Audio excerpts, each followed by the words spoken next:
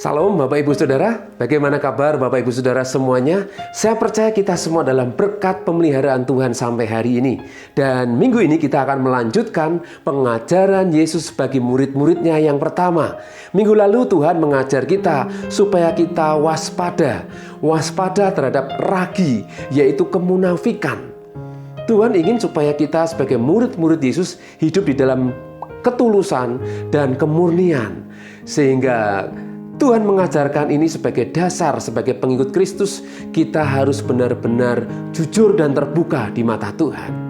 Amin, Bapak Ibu Saudaraku. Kemudian Tuhan juga mengajarkan kepada kita sebagai murid-murid Yesus bahwa segala sesuatu tidak ada yang tersembunyi, semuanya akan dibukakan. Dan kita tahu setiap masalah dalam hidup ini, manusia semakin memahami, manusia semakin tahu. Ya, tidak ada sesuatu yang bisa disembunyikan. Segalanya akan dibukakan, Bapak Ibu Saudara. Ini membuktikan dari peristiwa-peristiwa dalam dunia ini, tidak ada sesuatu yang tersembunyi, semuanya bisa diketahui, Bapak Ibu Saudara. Apalagi kebenaran firman Tuhan ini akan diketahui oleh semua orang. Dan berbahagialah mereka yang tinggal dalam firman Tuhan, karena mereka akan mendapatkan apa yang firman Tuhan janjikan. Amin, Bapak Ibu Saudaraku. Dan yang ketiga, minggu lalu Tuhan juga mengajar bahwa takutilah Dia. Takut akan Tuhan itu nomor satu, Bapak Ibu Saudara. Karena apa? Karena ketika kita hidup dalam takut akan Tuhan, maka kita akan hidup dipimpin oleh Tuhan. Dan ketika kita dipimpin oleh Tuhan, maka kita akan mendapatkan kekuatan untuk menghadapi tantangan zaman ini. Amin, Bapak Ibu Saudara. Karena kita mengandalkan Tuhan, maka Tuhan memberikan kita kekuatan. Dengan bukti hari ini kita masih bisa diberi kesempatan untuk mendengar firman Tuhan. Amin, Bapak Ibu Saudara. Luar biasa. Kenapa Yesus mengajarkan pengajaran khusus bagi murid-muridnya? Karena Yesus tahu bahwa ke depan mereka akan menghadapi masa-masa juga yang tidak mudah. Memang semua manusia di dunia ini menghadapi masalah. Semakin hari mereka pasti berkata tidak mudah. Dan Tuhan tahu lebih dulu, Bapak Ibu Saudara. Sebagai pengikut Kristus, mereka harus memiliki iman yang kuat. Mereka harus teruji. Bahkan mereka harus berani mati. Saya katakan kenapa berani mati? Karena harus memberikan nyawanya. Dan kita hari ini akan belajar bagaimana kita sebagai pengikut Kristus harus benar-benar memiliki satu loyalitas, komitmen yang tinggi. Berani bayar harga, Bapak Ibu Saudara. Ngomong memang gampang, Bapak Ibu Saudara, tetapi kita tahu bahwa kita punya Tuhan. Ya, firman Tuhan tetap harus disampaikan, karena firman Tuhan itu juga kekuatan bagi kita.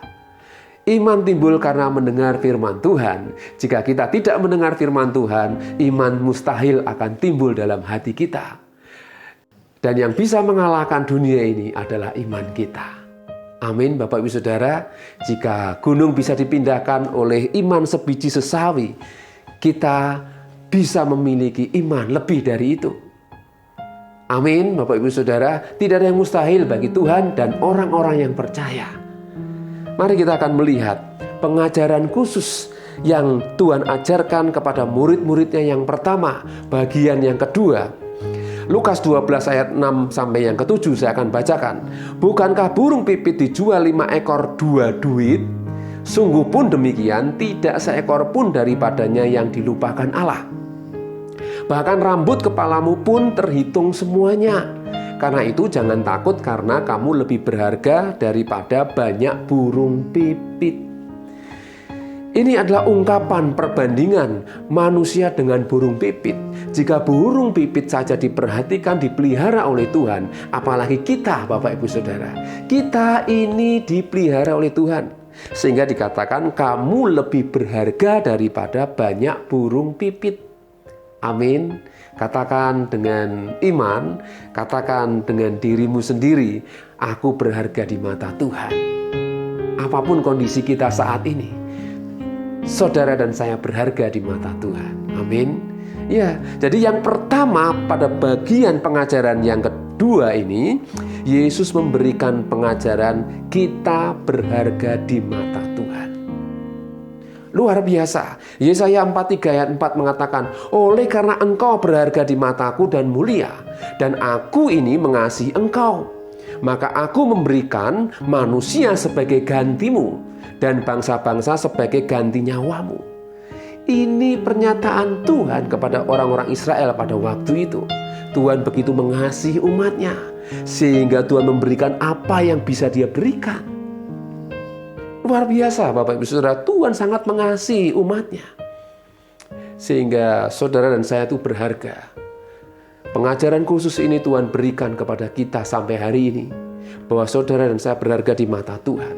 Jangan takut. Jangan takut dengan apapun masalah-masalah. Bahkan Tuhan juga mengatakan jangan takut kepada manusia yang bisa membunuh tubuh tapi tidak berkuasa melemparkan ke dalam api neraka. Takutlah kepada Dia yang bisa membunuh tubuh dan juga melemparkan ke dalam neraka. Amin Bapak Ibu Saudaraku. Ya, Matius 20 ayat 28 dan Markus 10 ayat 45 ini sama kalimatnya. Saya akan bacakan Bapak Ibu Saudaraku. Sama seperti anak manusia datang bukan untuk dilayani, melainkan untuk melayani dan untuk memberikan nyawanya menjadi tebusan bagi banyak orang.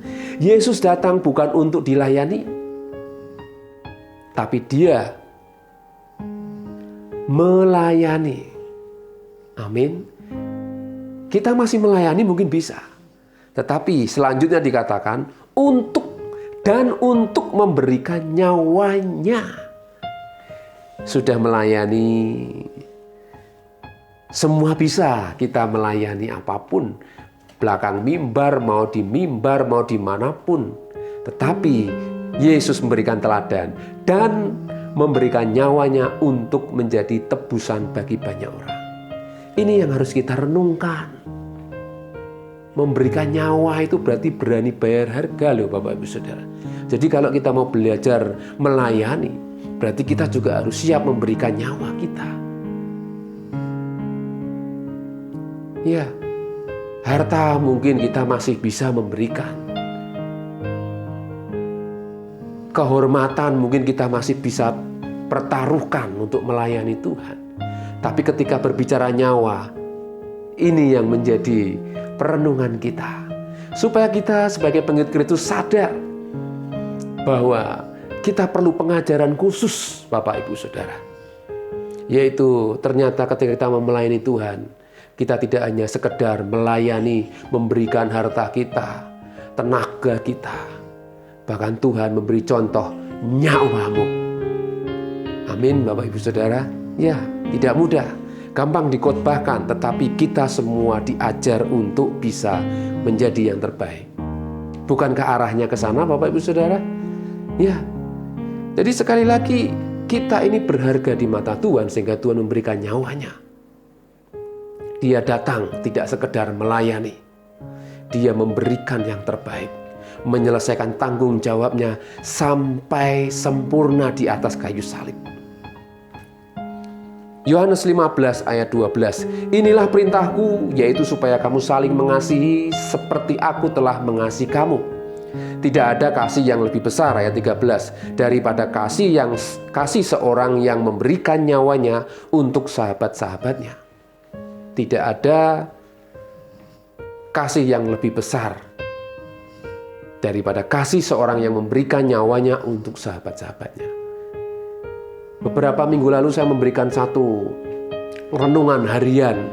Yesus tidak hanya menjadi gembala, Yesus tidak hanya sebagai guru, namun Yesus juga sebagai penebus dosa.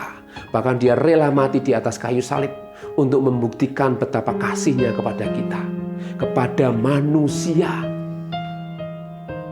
Bapak Ibu Saudaraku,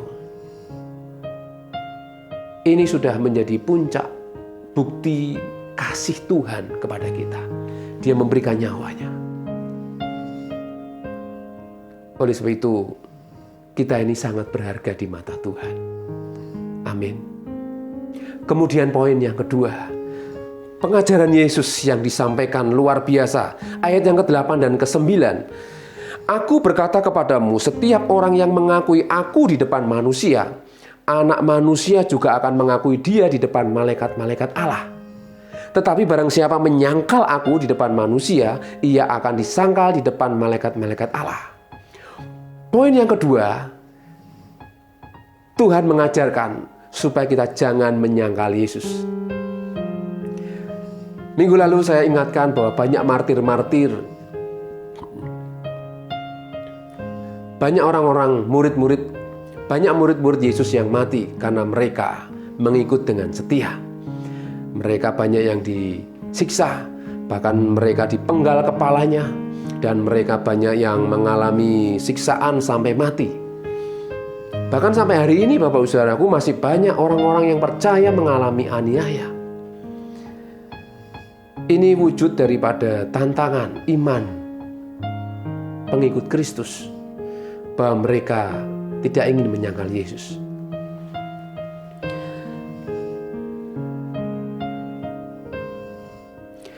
Kita melihat murid Yesus yang sangat dekat dengan Yesus, yaitu Petrus.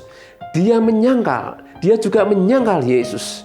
Namun perhatikan baik-baik Bapak Ibu Saudaraku, ketika dia ada kesempatan untuk bertobat, ketika dia memiliki waktu untuk merenung dan sadar bahwa dirinya bersalah dan menyesal, maka dia ambil keputusan yang tepat, yaitu dia bertobat. Dia berbalik dari cara hidup yang salah, cara berpikirnya yang salah tentang Yesus. Akhirnya dia diingatkan oleh Yesus ketika dia berjumpa dengan Yesus.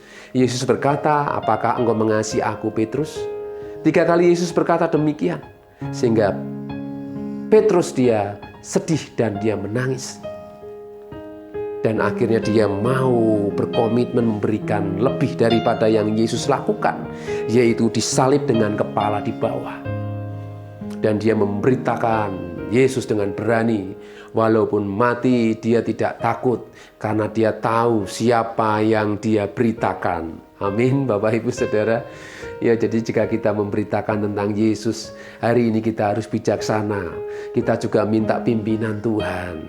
Tetapi keberanian harus selalu ada dalam hidup kita, karena kita tahu siapa Tuhan kita. Asal kita hidup di dalam hadirat Tuhan, hidup dalam pimpinan Tuhan, kita tidak perlu takut Bapak Ibu Saudaraku. Tetapi saudara perlu takut ketika kita hidup dalam dosa, ketika kita hidup menjauh dari Tuhan. Hati-hati Bapak Ibu Saudaraku. Itu yang harus kita takuti jika kita hidup mengandalkan kekuatan kita sendiri. Bahaya Bapak Ibu Saudara. Jadi sekali lagi, jangan menyangkal Yesus apapun keadaan kita. Bahkan ketika kita mengalami aniaya. Mungkin kita belum mengalami aniaya Bapak Ibu Saudara. Kita masih meninggal karena sakit, kita meninggal karena tua, kita meninggal karena faktor yang lain, bisa yang macam-macam, kecelakaan atau yang lain Bapak Saudaraku. Tapi kita rindu, kita juga pinginnya manusia hidup kalau dipanggil Tuhan dalam keadaan siap. Ya, ada hamba Tuhan ketika dia khotbah, dia dipanggil Tuhan, waduh saudaraku, pikiran manusia pasti, wah ini luar biasa. Ya, itu secara manusia Bapak Saudaraku. Tetapi yang pasti dengan iman, kita harus selalu siap. Murid Yesus meninggalnya dengan ngeri-ngeri saudaraku. Ada yang dipenggal kepalanya, ada yang ditarik seret dengan kuda sampai mati, dan yang lain-lain. Tetapi sekali lagi Bapak Saudaraku, jangan kita menyangkal Yesus. Ini pengajaran khusus yang Tuhan sampaikan kepada murid-muridnya sampai hari ini. Jika kita menyangkal nanti malaikat, nanti Tuhan akan menyangkal di depan malaikat. Ya, jika kita mengakui Yesus, maka Yesus juga akan mengakui di depan malaikat-malaikat. Ini firman Tuhan Bapak Ibu Saudara. Jadi sekali lagi, gunakan kesempatan jika kita pernah gagal, kita pernah menyangkal Yesus, ketika kita hidup dalam ketidakbenaran, itu bukti bahwa kita ini sedang menyangkal Yesus. Benar Bapak Ibu Saudara, ketika saya merenungkan siapakah antikris, firman Tuhan berkata antikris itu berasal dari kita. Mereka orang-orang yang percaya kepada Yesus, tapi berjalannya dengan waktu, mereka bisa ingkar. Mereka bisa menentang apa yang Yesus ajarkan. Karena kita tidak tahu hati manusia bisa berubah Bapak Ibu Saudara. Tapi hari ini ketika kita mendengarkan firman Tuhan, pesan khusus, pengajaran khusus, kita harus mencermati dengan sungguh-sungguh. Kita harus dengan hati yang betul-betul kita terima dengan segenap hati kita. Saya percaya firman Tuhan yang tertanam dalam hidup kita tidak akan pernah kembali sia-sia. Amin Bapak Saudaraku, jangan sampai kita menyangkal Yesus sampai akhir. Amin, karena kita tahu bahwa Yesus dia sudah memberitahu kepada murid-murid semuanya dan sampai hari ini. Amin Bapak Ibu Saudara, berbahagialah mereka yang percaya Yesus dan mereka akan bersama-sama dengan Yesus, karena Yesus tidak pernah meninggalkan kita sendirian, karena ketika dia naik ke surga, dia memberikan rohnya, yaitu menyertai orang-orang percaya. Dan minggu depan kita akan belajar bagaimana kita diajar untuk lebih sungguh-sungguh lagi mengikut Yesus.